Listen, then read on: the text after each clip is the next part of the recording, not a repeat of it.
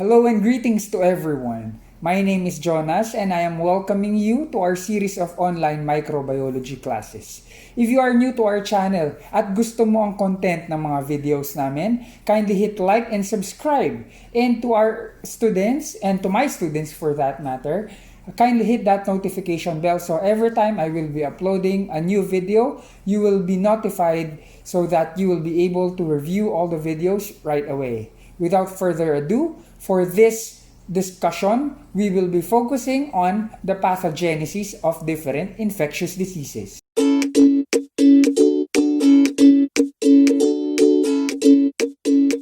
There are numerous words wherein parang palagi nating ginagamit ang word na path. You need to understand that path came from the Greek word pathos, which basically means disease. That's why any word that starts with path will somehow be related to a disease and how it came, how it affects the body, and so on. Let's start with a pathogen. For our previous discussion, we have defined a pathogen, that is any microorganism that causes disease. Pathology, on the other hand, is the study of structure and functional manifestation of diseases.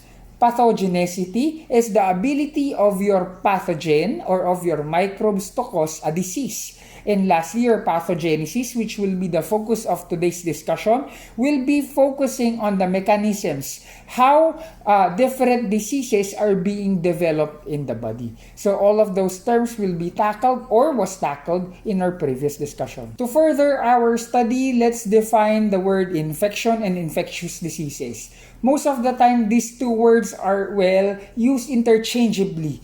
That means at times when a physician will say the patient has infection, it pertains to an infectious disease. However, strictly speaking, these terms are, a little bit different from one another. Infection simply pertains to the colonization, pagdami, proliferation of your microorganisms. While infectious disease is accumulation or being positive of a particular disease that is caused about by your pathogen or your microbe. So basically, pagka sa katawan mo or within your body, there will be culture or proliferation of different microbes. You can be classified as a person having infection. However, without a particular disease, ibig sabihin, wala talagang nangyayari sa katawan mo, walang diagnosis of a disease.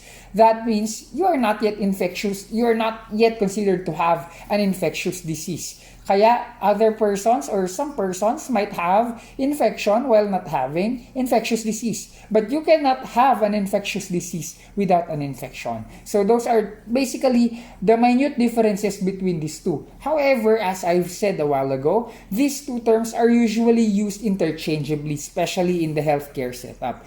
Pero the question is, what makes or what inhibits an infection to cause a disease? Ibig sabihin, pwede na kasing may microbe, but what inhibits that particular colony or that particular microbe to cause a disease sa katawan?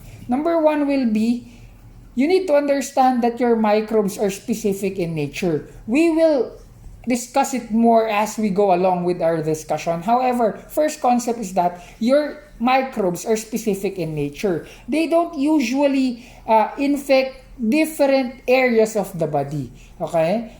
For example, you have your COVID-19, which specifically targets the cells in your alveoli or part of your respiratory system. Pag yan pumunta sa gastrointestinal system, it will not have a significant effect. Wala naman silang pakialam. Okay? That's why a wrong anatomic site or port of entry or portal of entry, that particular pathogen will not be able to cause a disease. That's why a lot of pathogens present in your respiratory system, once you cough them out and you swallow the phlegm, don't be disgusted.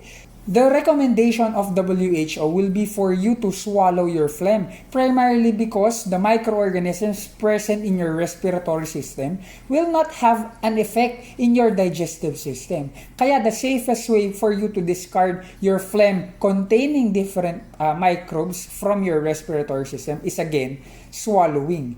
Next will be inappropriate receptor. It has something to do with your specificity. Mamaya pag-usapan natin. Next will be presence of an antibacterial factor. Your antibacterial factor, example of which is your lysozyme, generally produced by your cells. Your lysozymes contains digestive enzyme that upon phagocytosis of your WBC, because of the presence of your lysozyme, it will fuse on your phagocyte, forming your phagosome. Pagkatapos, digestion of the contents of your phagocyte will take place. That basically is an example of your antibacterial factor. Next will be microbial antagonism. You have understood, based from our previous discussion, the function of your indigenous microflora or microbiota.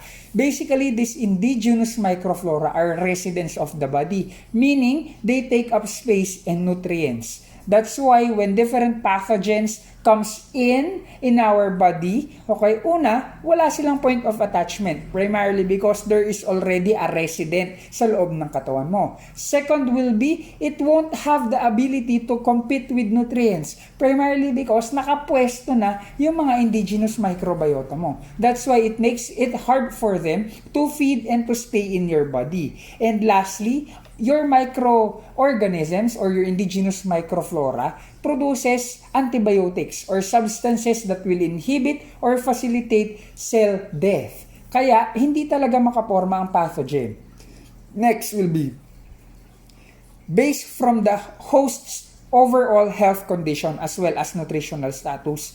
This is basically breaking the chain of infection, wherein at the last part of your chain of infection, nandyan yung susceptible host. Making your host healthy, having proper nutrients, that includes your electrolytes and the food that they eat, and having a overall physical status that gives the patient a protection against these pathogens, these microorganisms that will cause the disease. And lastly, you have your immunity. Based from your understanding of your anatomy and physiology, well, it will also be discussed on our next online series. However, you understand that basically you have gained several immunity. Your antibodies that was generated because of your experiences of different infection might protect you from proliferation of these pathogens. For example, there are immunity that are gained by having that particular condition. Dengue is an example. I had dengue. I had personally experienced dengue, and there are basically, as per my knowledge is concerned, there are 4 strains of dengue available. I am now protected with one of those strains. Kaya only 3 strains might affect me or will make it possible na magkaroon ako ng dengue. And that is because of my immunity. Sir, sakit lang ba ang pwedeng magbigay sa iyo ng immunity? No, that's why you have vaccines and immunization shots. That's why, according to our previous discussion, for us healthcare providers, it is required to have booster shots for several disease conditions. In order for us to understand how diseases are being processed all throughout our body, you need to understand the 4 courses of infectious diseases.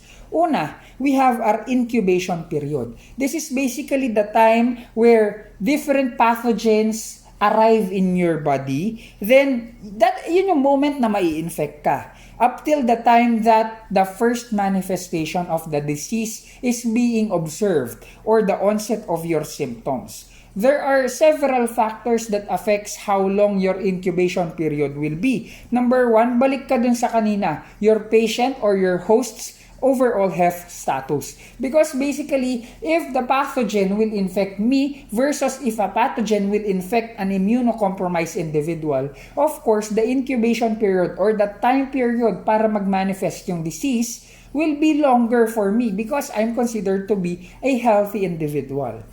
Next will be your immune status. When we talk about immune status, this is the availability of different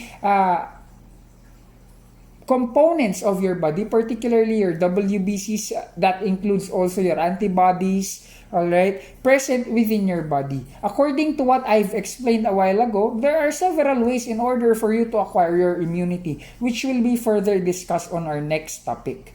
Next will be the number of pathogens that will enter the body. Because if the pathogen, for example, will be minute in number, several phagocytes will be necessary or enough in order for us to combat infection. That's why madaling napapatay, hindi na nagpo-proceed to the next stage, which is your prodromal stage. But before that, we also have the virulence of your pathogen or your pathogenicity. Ibig sabihin, your particular pathogen, how potent is it to cause an infection? Later, we will discuss several factors that might affect the virulence of your bacteria or of your pathogen for that matter.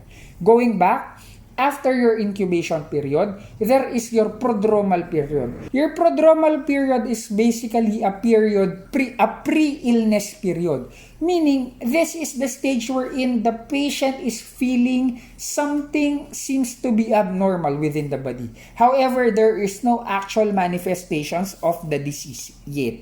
Parang may nararamdaman siyang mali sa loob ng katawan niya. That is basically your prodromal. Parang may aura na nararamdaman sa katawan. Next will be your period of illness. Your period of illness is the time wherein one experiences typical manifestations that will include symptoms as well as signs of that particular disease. Also, this is the period where most diseases are easily communicated or transmissible to other individuals.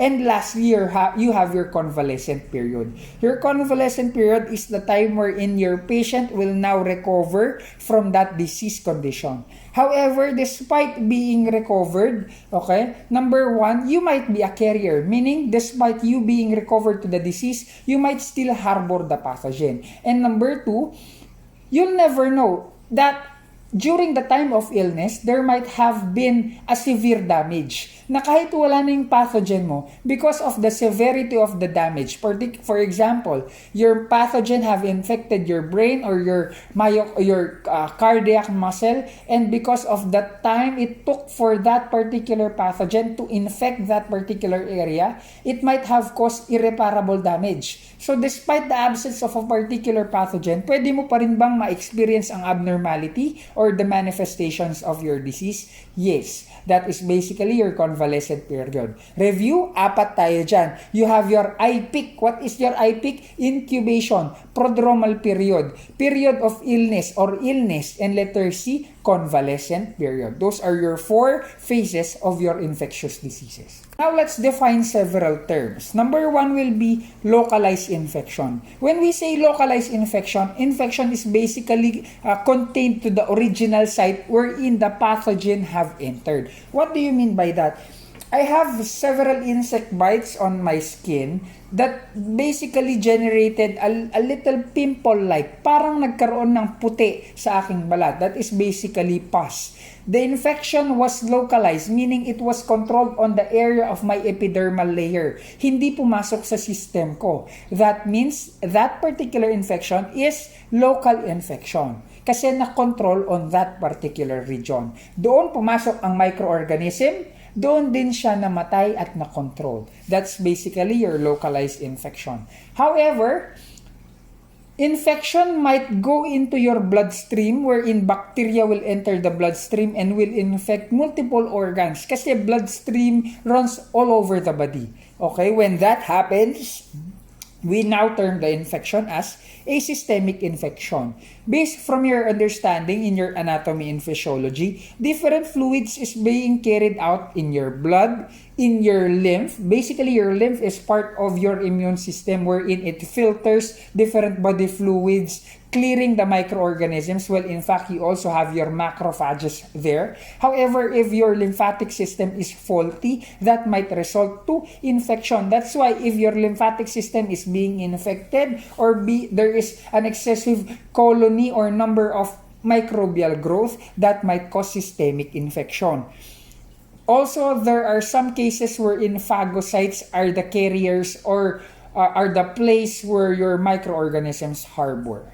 Those are your first 2 terms. You have your local infection na control sa area of infection, and you also have your systemic infection wherein infection or microorganisms was spread because of different blood works and lymphatic works. Next, we discuss the different diseases that is brought about or different diseases according to the onset and the duration of the disease. Okay? We have acute, chronic, subacute. Pag sinabi nating acute, first thing that comes into mind, mabilis. It is rapid in onset. It is developing right away. However, because it is rapid by nature, duration-wise, it is said to be self-limiting. A classic example of your acute disease is basically your flu, measles, and even mumps. I remember during my childhood, all of us might have suffered flu in one point of their life. Yung flu natin, even though you won't take any medication, it will be resolving on its own. However, bigla na lang, umaga, you're feeling well, then suddenly, in the afternoon of the same day, you will feel ill,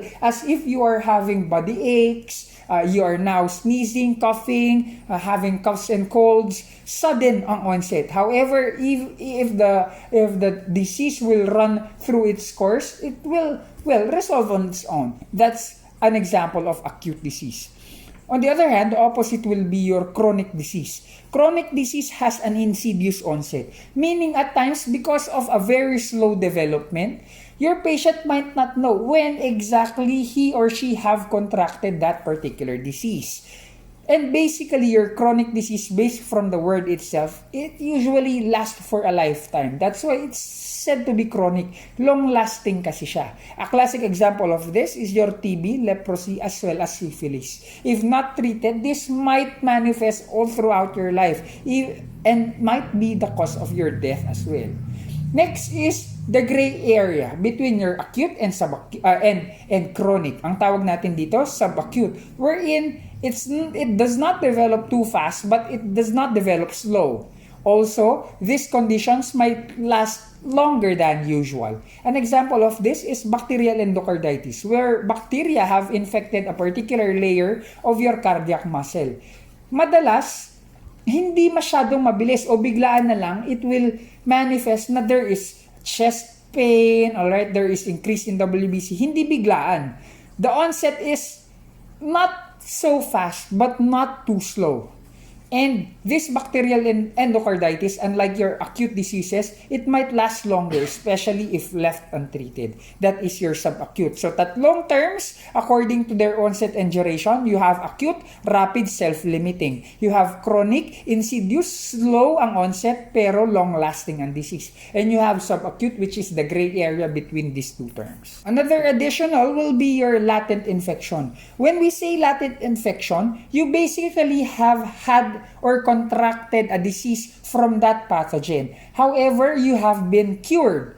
Pero imbes na mawala ang pathogen sa katawan mo, it lay dormant on your body, going to areas that they will not be phagocytized, and they will remain dormant up until the time that you will be immunocompromised.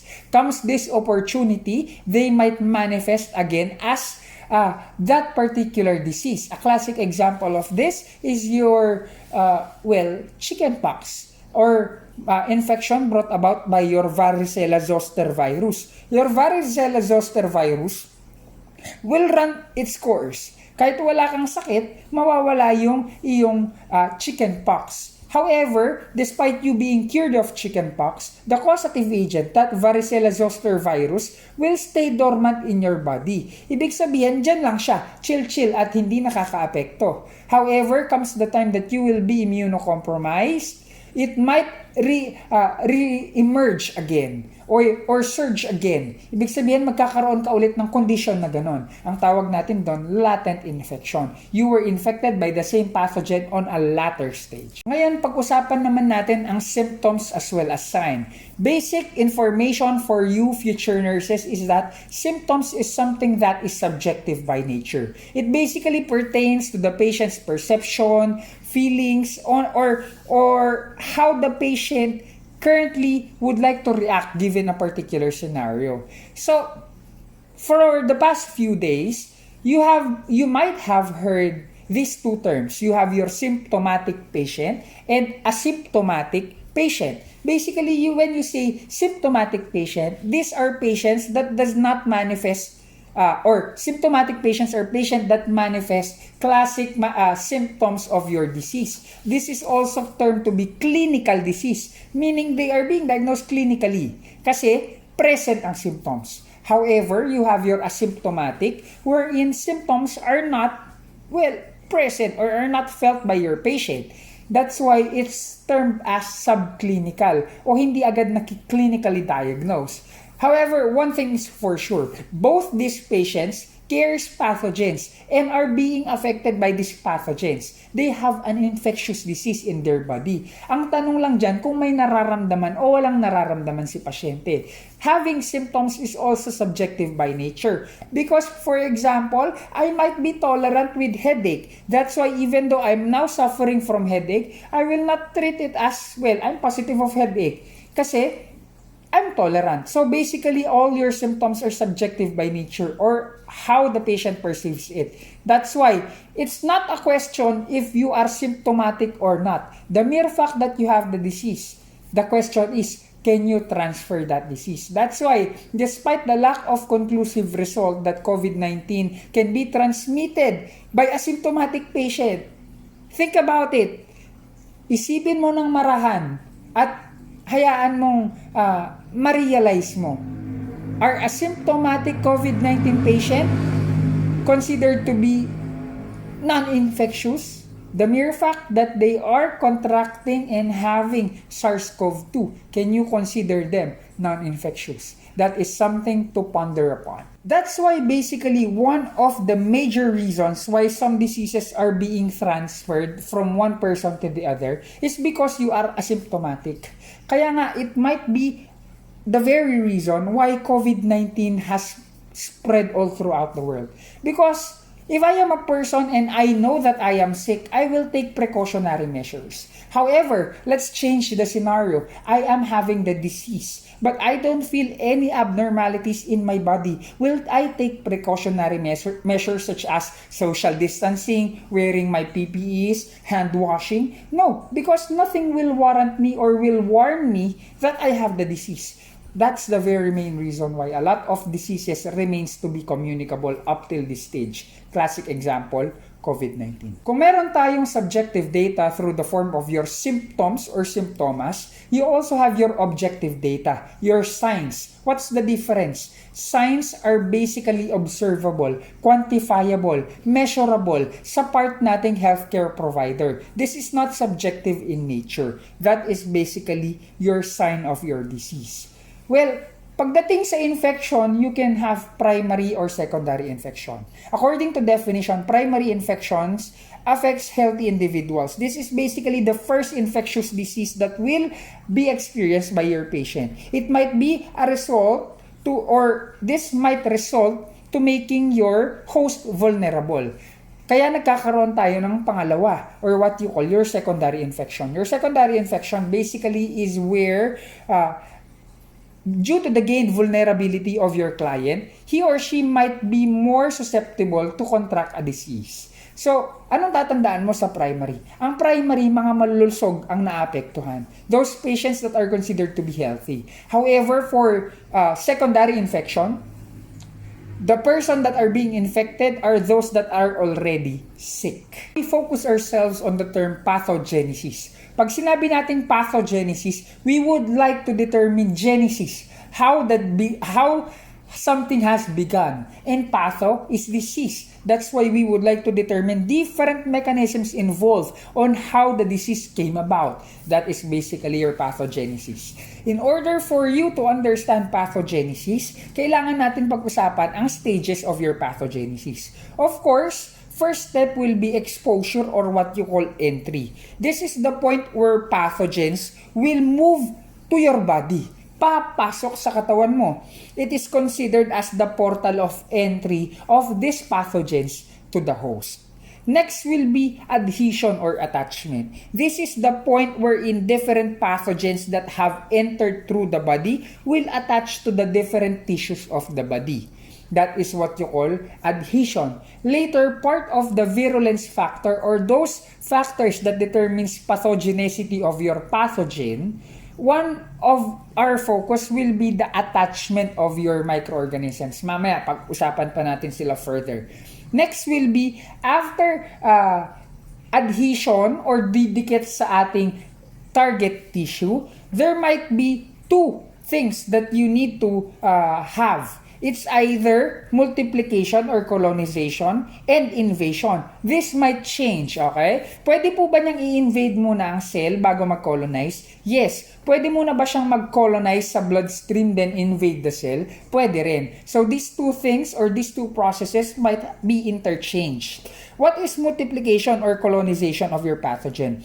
This is the stage wherein your pathogen will proliferate, increasing its number and thus making them more potent. Because the more the microbes present in your system, the higher the chances that it might result to a disease condition. That's number one. If multiplication of the pathogen is localized in an area, ang sabi natin kanina, it's considered to be a localized infection. However, if multiplication of the pathogen spread all throughout the body, that is considered to be systemic infection. Invasion, on the other hand, is where your microorganism will now penetrate through your host cell. Due to their number from their colonization, or well, kahit hindi naman mag-colonize, pwedeng mag-invade agad, they will be able to attack the host cell. Okay? Once they have attacked the host cell, pupunta na tayo sa panlima. You have your, after your evasion, there will be an experience of toxicity, wherein different toxic substances will be excreted by your infectious microorganism or your pathogen. In order to increase their effect, pathogens will have several mechanisms in order to nullify and invade the host defenses. That's why enabling them to further do their damage or do their work. Okay, mamaya pag-usapan natin yan. This is so interesting primarily because you will understand why some bacteria are more potent or why some bacteria causes diseases more often than this, or some pathogen for that matter. And lastly, number 6 will be because of the toxins that these microorganisms or that these pathogens have released, there will be damage to the surrounding tissue or the host cell exactly. Magkakaroon na tayo ng tissue damage or damage to the host cell. After adequate time of contact to different tissues of the body, damages might occur in several degrees in several areas. Okay? Worst, if left untreated, this might result to death. Now that you know the stages or the different steps for infectious diseases to occur or the pathogenesis of your infectious disease, pag-usapan na natin ngayon ang mga factors that might make your pathogen stronger compared to the other. What am I talking about, sir?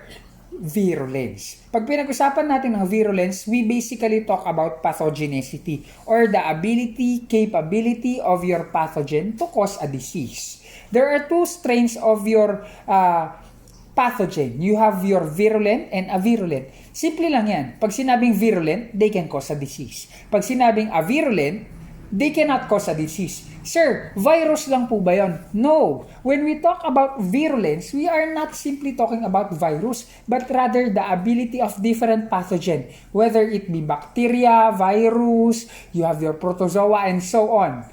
Pag sinabing virulence, ability to cause a disease. Hindi siya virulence. Okay? No word exists. Okay? No such word exists. Okay. What am I talking about? For example, some microbes are more virulent than others. What do I mean by that? A classic example is your Shigella and your Salmonella. 10 Shigella cells might be able to cause gastric upset or dysentery. Okay? 10 lang ang kailangan nila. Pero in order for dysentery to be experienced by your patient from Salmonella, they need 100 microorganism na Salmonella. So that means Shigella is more potent, more virulent compared to Shigella. That is compared to Salmonella. That is basically the picture or how you need to understand virulence. But so much of determining of whoever is strong or whoever or what or who among your microorganisms or pathogen is weaker. You don't need to understand that. You need to focus more your attention to what makes them stronger and what makes them weaker. We start with your concept of attachment. If your microorganisms will not be able to attach to their target cells, they will be useless. They will simply be wandering around your body without doing anything. That's why you need to understand how these microorganisms attach. To cause a disease, pathogens needs to anchor themselves to their host cell.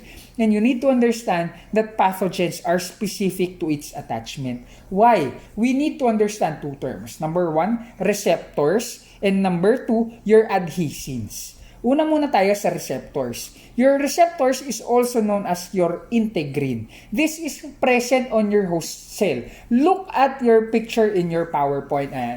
Diyan. Look the picture in your PowerPoint.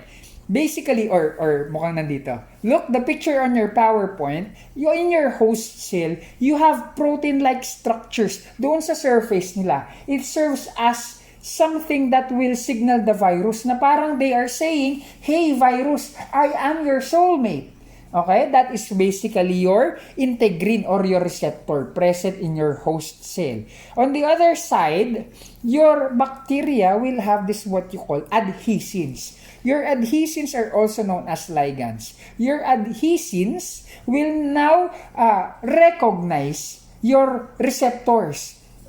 He will look at, or your adhesins will be able to decode, I know you, you are my soulmate.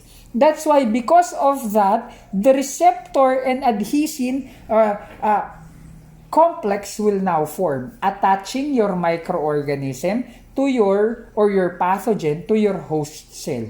Without the appropriate adhesin as well as receptor, you will not be able to infect a particular host. Okay? Next will be your pili. Based from our previous discussion, okay, pili is not for motility but rather for attachment. Okay. Let's discuss examples of your pili, adhesins, and receptors. You have understood based from our previous discussion that HIV or human immunodeficiency viruses only affects cells that will have CD4 receptors. Ang tawag natin sa mga cell na yon, CD4 positive cells. Example of which is your T helper cells as well as your macrophages. That's why your HIV upon going in your body will not cause stomach pain, will not cause respiratory illness, but will specifically target your immune system, particularly your CD4 positive cells, T helper cells, as well as your macrophages. Doon lang sila mag-e-effect because only your T cells, T helper cells, as well as macrophages will have CD4 receptors. And in your HIV or your human immunodeficiency virus, meron silang tinatawag na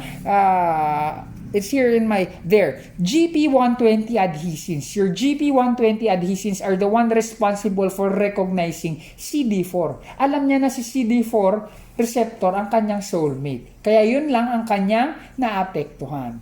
Okay? Kaya tingin-tingin din sa soulmate. Alright? Next will be your pili.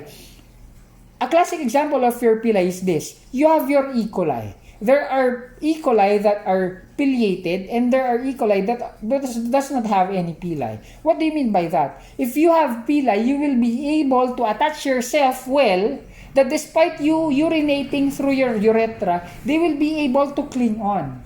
However, if your bacteria does not have pili, of course, simple manual urination pressure will make them vanish on that particular anatomical site.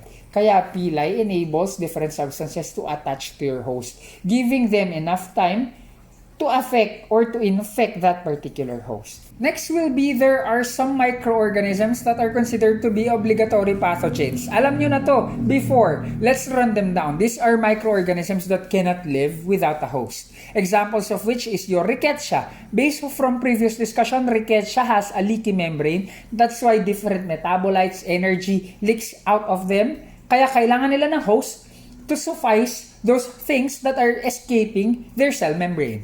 You have chlamydia.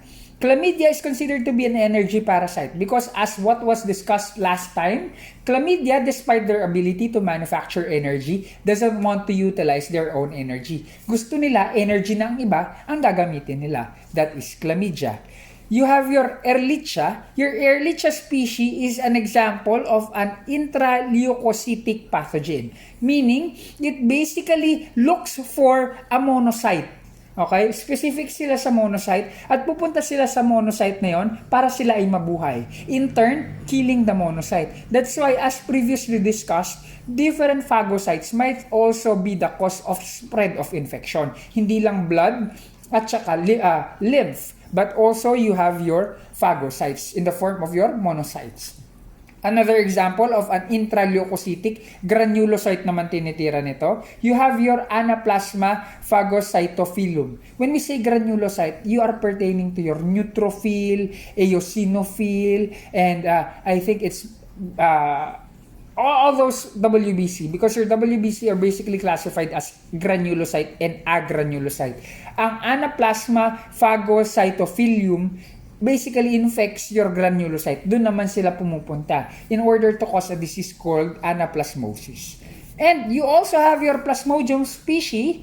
Pag pinag-usapan ng Plasmodium, papasok sa isip mo, malaria. Sir, ano pong manifestation ng malaria? Nagkakaroon tayo ng intra-erythrocytic pathogen, Plasmodium, pumupunta sa loob ng red blood cell, thus causing different or getting the nutrients inside the red blood cell in order for them to thrive.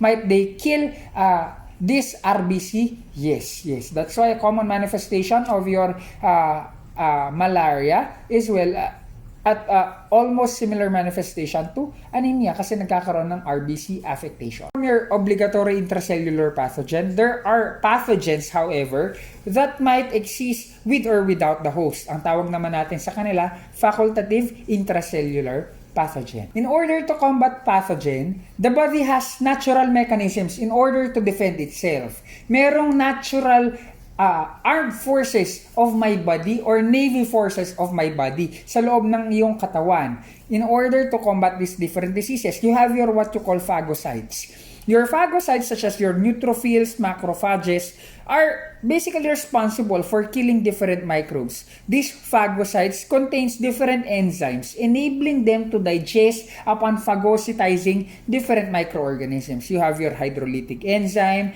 hydrogen peroxide, as well as superoxide anions.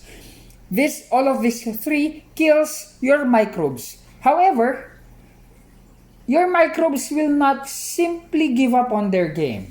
Okay? Meron tayong mga tinatawag na MVP or your very good players, examples of which is your Microbacterium tuberculae, which causes, again, your tuberculosis. Kaya sila mahirap patayin because they have this mechanism wherein they will coat themselves with wax.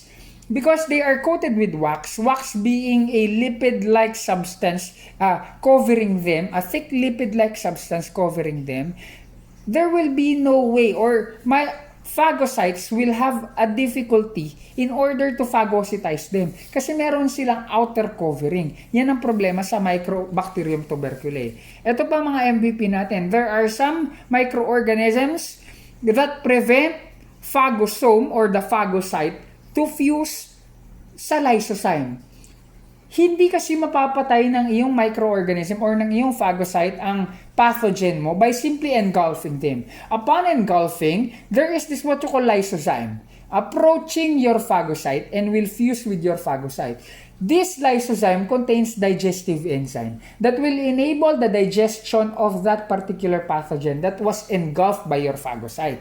Without the fusion of your lysozyme as well as your phagocyte, kinain mo lang, hindi mo madadigest. Will that be useless? Yes, it will be rendered useless. Next will be phospholipidases production. Phospholipidase or phospholipase for that matter, phospholipases basically destroys phagosome. Ano po yung phagosome? Phagosome is the fusion of your phagocyte and lysosome. Nag-fuse nga sila. Pero after that, because of phospholipases, it will be destroyed. That fusion will be destroyed. Will that be rendered useless? Yes. Escape of your microorganism or of your pathogen ang mangyayari. If you remember from our previous discussion, merong mga armors ang iyong bacteria. You have two. You have your endospores and you have your capsule. Capsule being your glycocalyx that is firm in nature, disables the ability of the phagocyte to attach to their pathogens. By the way, kung ang pathogens nag-a-attach directly sa host cell because of that adhesin receptor complex, your phagocyte will be also able to attach to your pathogen in order for it to phagocytize your pathogen. It's like, if you're familiar with the amoeboid movement, ganun din ang phagocytation mo or phagocytizing action mo. Ganun din, parang amoeboid. Kailangan mo na nilang mag-attach sa pathogen in order for them to engulf the pathogen. The problem is, different microorganisms or pathogen will have or will develop a capsule as their outer membrane. Because of the presence of this capsule, it will be hard for phagocytes to engulf them. That's number one. Next will be your flagella. The main purpose of your flagella for different pathogens will be or will enable the pathogen to reach their area of destination, kung saan silang cell pwedeng mag-infect. However, it was also believed that because of this motility structure, giving them a wave-like motion, parang nagsiswimming, science have gathered several data that this swimming motion enables them to dodge your phagocytes. Talagang iniiwasan nila dahil meron silang mga para magkaroon ng abnormal motion in order to evade your immune system. All of this aforementioned, your pila, your capsule, your flagella, basically protects the microbes from phagocytosis and prevents attachment. But the exact determinant of your pathogenicity is not based from this cellular structure. Ang major determinant will be the presence of your exoenzymes as well as your toxins. Now we talk about your exoenzymes and toxins. When we say exoenzymes, these are enzymes that are being produced by your microbes, by your pathogens inside their body that they are releasing to the outside environment. Kaya siya tinawag na exoenzyme. If you remember, enzyme is responsible for different metabolic processes. You have two types, endoenzyme and exoenzyme. For your normal body, example, pag nag-phagocytize, pumupunta ang lysosome na may lysoenzyme, tawag doon sa enzyme na yun, endoenzyme, kasi sa loob ng cell. Ang exoenzyme mo, produced by the cell, however, secreted to the outside environment in order for it to take its effect. You have different present exoenzymes being released by your pathogen. Number one is your necrotizing agent. When you say necrotizing agent, it kills. Nagiging necrotic. It facilitates cell death. That's why if your microorganism will release necrotizing agent, it will cause tissue death of your host or of your body for that matter. You also have your coagulase. Pag pinag-usapan ng coagulase, papasok sa isip mo ang coagulation. Anong involved sa coagulation? Conversion of your fibrinogen to fibrin. Ang ginagawa ng coagulase mo, it will bind to prothrombin, converting your fibrinogen to fibrin. Anong gagawin niya sa fibrin? Magkaklat ba siya? No. Gagawin niya dun sa fibrin, it will encapsulate itself with fibrin. And based from your understanding in your anatomy and physiology, fibrin is insoluble, making these microorganisms resistant or making these microorganisms protected as well. The original plan for creating your fibrin networks is that it will stop bleeding and it will trap different microorganisms, preventing them for further invasion. Yun talaga ang original design. But then you have your coagulase, ginagamit niya, uy, maganda to. pambabalot ko ng katawan ko. That's your coagulase. You also have your kinases. Your kinases, because it acknowledges that this fibrin network serves as a mesh, blocking infection. Sabihin niya, kailangan nating sirain. We need to destroy that network in order for us to penetrate. That's why other microorganisms will now release an exoenzyme in the form of your kinases. Ikaklat niya, ilalize niya, sisirain niya yung nagawang network ng iyong fibrin. That is your kinase.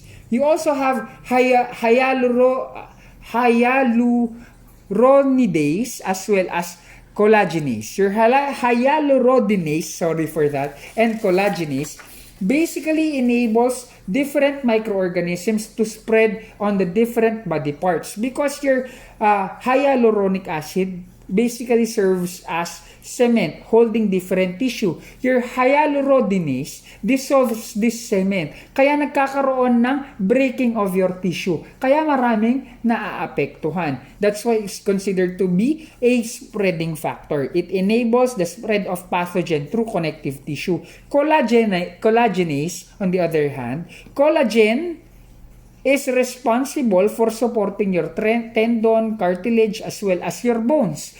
And collagenase, being an enzyme that will break down your collagen, pwede bang mag-spread sa katawan mo by breaking those tendons, cartilages, as well as bones? Yes. Kaya pwede rin siyang mag-spread ng infection.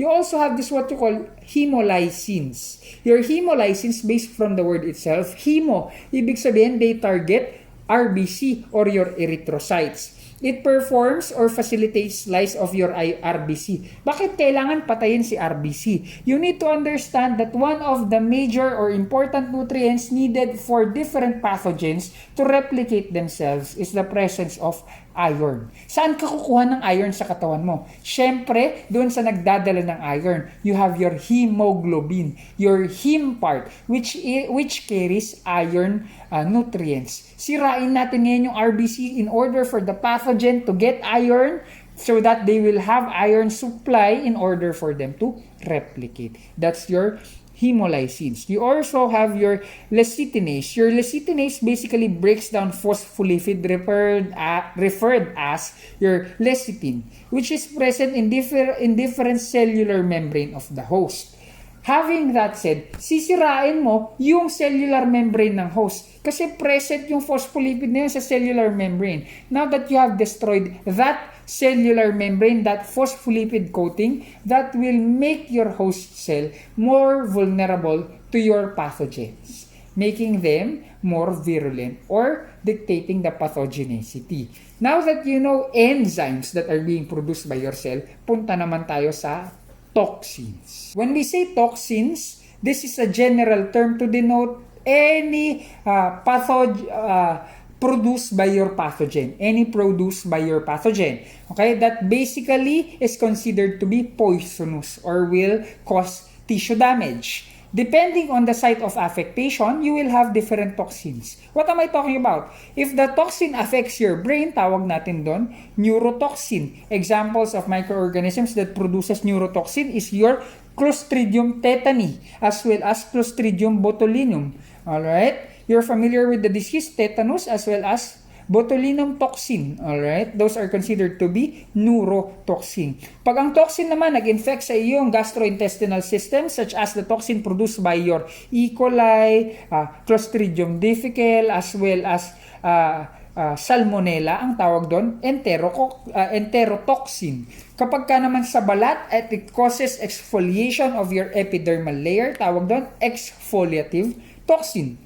When it damages your RBC, erythrocyte, erythrogenic toxin. Examples of which is your pathogens, alright, that causes your scarlet fever. You have leucocidins, leuco being WBC, which leads to the destruction of your white blood cells. The actual cells that are being sent by your body to combat disease. Imagine that. microorganisms that will produce leucocidins. Ipadadala mo yung miyembro ng body's army, then they will simply shot and destroy because they are made to destroy your WBC. And lastly, you have your diphtheria toxin, which is basically produced by your diphtheria microorganism that inhibits cell wall synthesis of different microbes. It kills mucosal epithelial tissues and phagocytes. Common area of affectation will be your heart as well as your brain. But you need to understand that in order for diphtheria to be produced or diphtheria toxin to be produced, there should be a coded bacteriophage. Ibig sabihin, may virus na nag-infect ng Corneae bacterium mo, ng iyong diphtheria.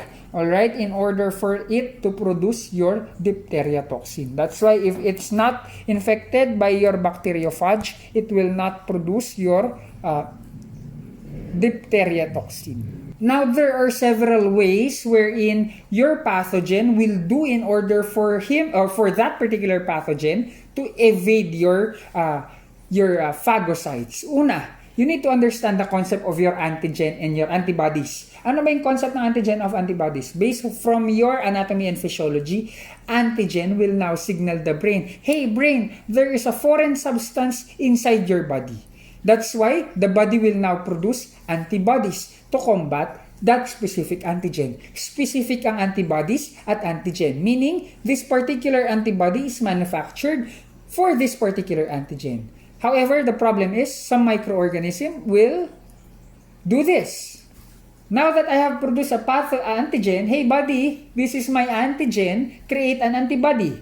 Upon creation of an antibody, wait antibody, it's a prank.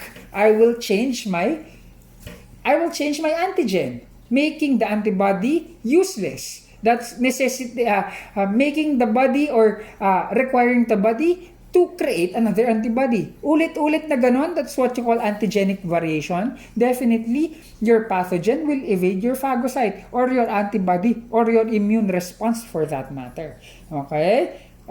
This cycle continues over and over again, making that particular pathogen always available within the body kasi hindi napapatay ng antibodies mo. Next, we have your camouflage as well as molecular mimicry. Camouflage ka muna. Yung camouflage mo, they are able to conceal their foreign nature by well coating its body to a similar coating like that of your host protein. Kasi kapag ikaw ay nakabalot sa host protein mo, innate yung host protein mo. Kanila yon. Ibig sabihin, they do not consider it to be foreign. Coating yourself with this same protein it will make you belonging or it will not make you shine. And without making you distinct, okay, you will be able to pass through the defenses of the body. Ganito lang yan. For example, you are to enter a club, then all of the people, that exclusive club only allows people that wears party dress, and there you are wearing your pajamas. Of course, you will not be able to enter that particular club, primarily because you do not belong. Ang ginawa ngayon ng bacteria mo, ang ginawa ngayon ng pathogen mo, okay, I'll ditch my pajamas and wear party dress as well, so that I will be able to blend in. Ganon ang camouflage mo. It's as if you are wearing a ghillie suit in order for you to camouflage and to belong to the environment. Molecular mimicry, on the other hand, is wherein the pathogen will now copy the available antigen sa host. Pero hindi yun lang talaga niyang antigen. Because of that, no additional antibodies will be produced. Mimicry, ginagaya niya ang present na antigen sa loob ng katawan. And lastly, you have the ability of different pathogens to destroy the antibody. Okay, some pathogens will produce different enzymes that will produce or that will kill or destroy antibodies, making your immune response useless. So let's wrap our discussion. We start with defining the term pathogenesis, which was the focus of our discussion for today. Pathogenesis basically explains the mechanisms on how diseases are being developed. In order to understand that, tandaan mo si IPIC. Ano nga ulit si IPIC? This is basically your course of infection. I for incubation, the period of first contact up till the onset of symptoms. You have letter P, your prodromal stage, the pre-illness period wherein the patient feels something seems to be off in his or her own body. Next will be the period of illness. Dito yung actual manifestation of the expected symptoms and signs of the disease. Also the time wherein the condition is highly communicable. Next will be convalescent, the period wherein you are now starting to heal. We have also defined several terms such as your localized versus systemic. Localized, regionalized, controlled agad sa site of entry. Systemic on the other hand, microorganisms circulated all throughout your body. Next will be your symptoms, subjective or patient's perspective. Signs will be objective, quantifiable manifestations of your diseases. We have also differentiated onset and duration of different diseases. We have given 3 terms. You have your acute, rapid, and self-limiting. You have chronic, insidious onset, however, long-term ang disease. You also have your subacute, which is the gray area, the area in between, meaning onset not too slow, not too fast, duration usually lasts longer.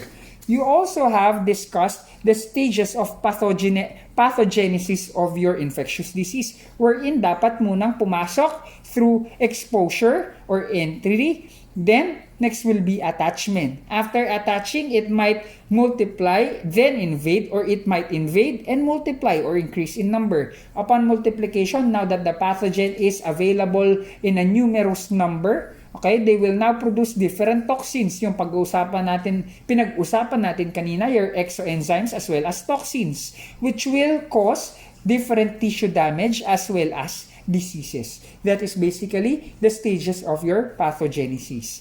We've also focused ourselves on the concept of your virulence or your pathogenicity, the ability of the pathogen to cause a disease. We have discussed several factors that might influence the virulence of a particular pathogen. Una, the ability to have or to attach. We have discussed your adhesin receptor complex, wherein we stress that only specific receptor and specific adhesin will be jiving with each other. And also, we have discussed the existence of your pili. Without the pili, microorganisms will not be able to attach, making them more easily excreted or be evicted on that particular anatomical site. You also have your obligatory pathogens, which requires host in order for them to survive. You have different cellular structures, like your capsule, your flagella, that enables different microorganisms to evade or to combat phagocytes. However, the major determinant for your virulence factor or your virulence and pathogenicity will be the presence of exoenzymes and toxins. Exoenzymes being the enzymes produced by your cell, released through your body to your outside of the cell environment in order to cause damage. We have discussed different enzymes present in your body or present or produced by your pathogen. You have your necrotizing agent, cell death, coagulase, coating fibrin. You have your kinase, dissolving clots, hyaluronidase as well as collagenase, which basically spreads the infection. You also have hemolysins that kills RBC, making iron available, as well as lecithinase, dissolving that lipid coating, making your host cell more susceptible.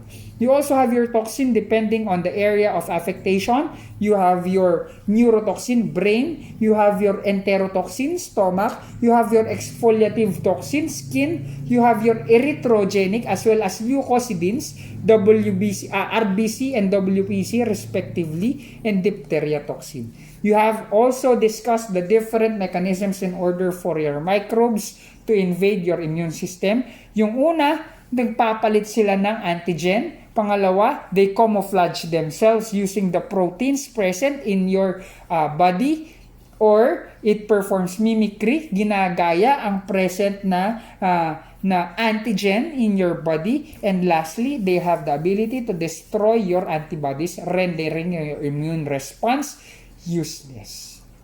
That basically ends today's discussion. I hope you stay well all throughout this season, and I'm always reminding you that learning is always a fun experience. Goodbye, everyone. God bless.